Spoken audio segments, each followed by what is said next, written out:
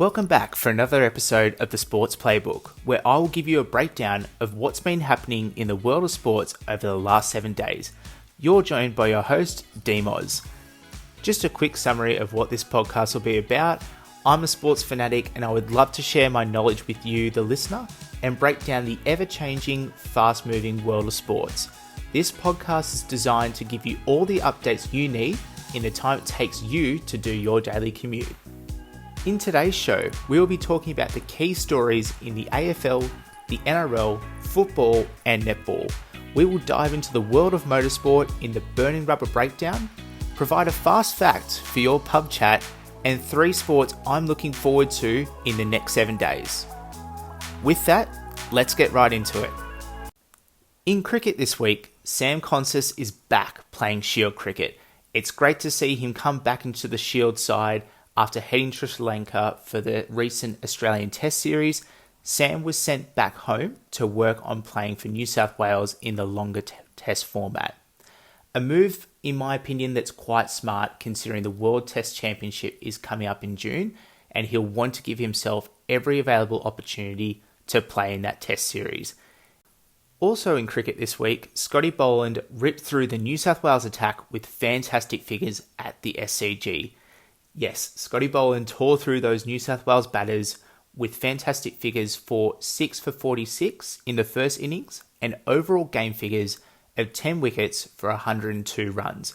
He also got Sam Consist out, which was a pivotal wicket to crumbling the New South Wales top order.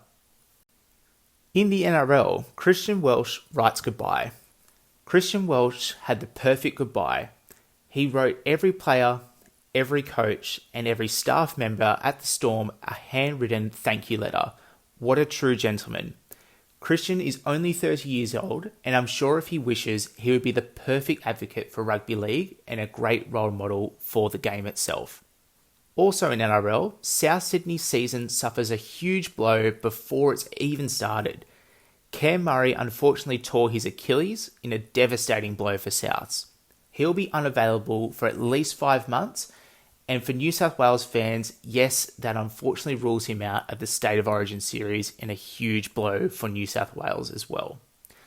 Latrell Mitchell also pulled up with a hamstring injury and is also out for at least 6 to 8 weeks. I'm sure South Sydney will try and take care of him as he returns to the field because they'll really need him on the run home if they have any chance of making the finals with a very, very tough schedule in the first 10 weeks of the competition.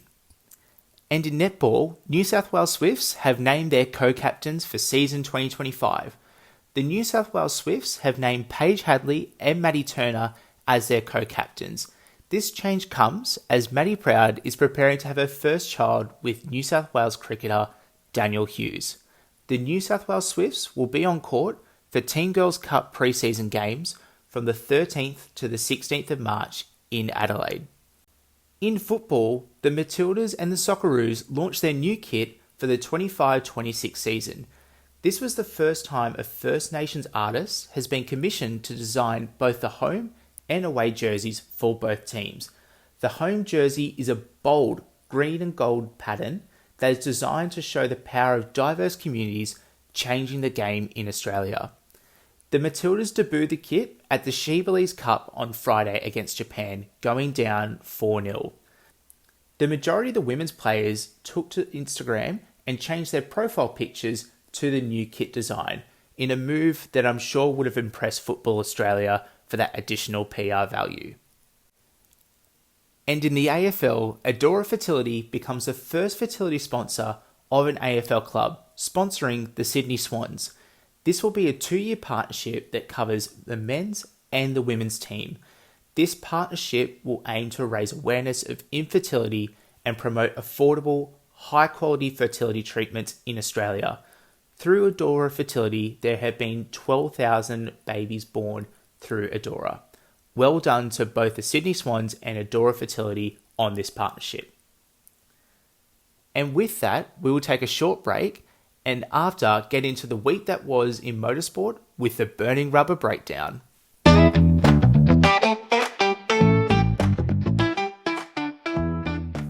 This week, in the Burning Rubber Breakdown, we will focus on the Formula One season launch, the new car liveries, and the driver's stance on the FIA swearing ban. Let's get into it. The Formula One 2025 season has launched at the O2 Arena in London for the 75th season of Formula One. All the drivers, team principals, and cars were present at this event. This was the first time everyone got to witness Lewis Hamilton and Ferrari make their first public appearance together, which I'm sure would have impressed all the fans. We also had an Aston Martin James Bond entrance for both drivers, which was great to see, which featured Fernando Alonso and Lance Stroll. All the teams unveiled their liveries. This was actually a change in the protocol that required all teams to unveil their car designs rather than the staggered approach that normally happens over the winter break. With all the liveries being unveiled, I personally have my top three. In no particular order, Ferrari. They have slightly adjusted their 2024 livery for a more darker red that makes everything just pop, and it looks fantastic. I can't wait to see this Ferrari out on track in 2025. The Racing Bulls. Now, this was a really eye-catching livery, and they've really changed things up from 2024. I'm sure this livery will be sure to impress the fans out on track. It's actually very similar to the Red Bull Racing tribute livery they did back for Honda in the 2021 season at the Japanese and Turkish Grand Prix. And finally, Williams. Dark blue, white sponsor logos, and that Duracell battery at the top of the car just makes for a perfect looking car. Well done to Williams. Simplistic and done very well. But yes, with 10 liveries, I do have a least favourite.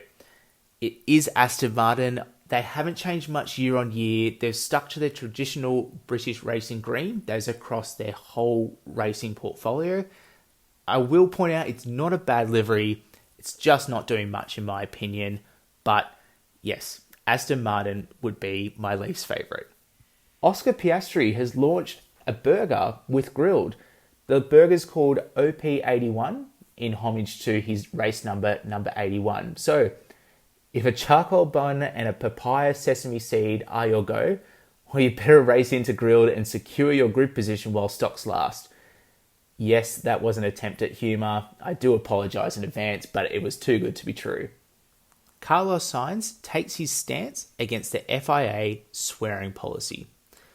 Carlos was quoted in saying, "In a controlled environment such as a press conference, we should be more mature to control swearing." I agree with Carlos here. I think if you're a driver in that situation, in a press conference, in that controlled environment, you should have the ability not to swear and just hold it for about 20 minutes. However, Carlos was also said out on track, with what we say on the radio, I don't agree with what is happening. And again, yes, I agree with Carlos here. I think that when those drivers are racing at speeds of 360 kilometers an hour, things happen. It's just the nature of us as humans. So if they swear, then so be it. It is just what it is.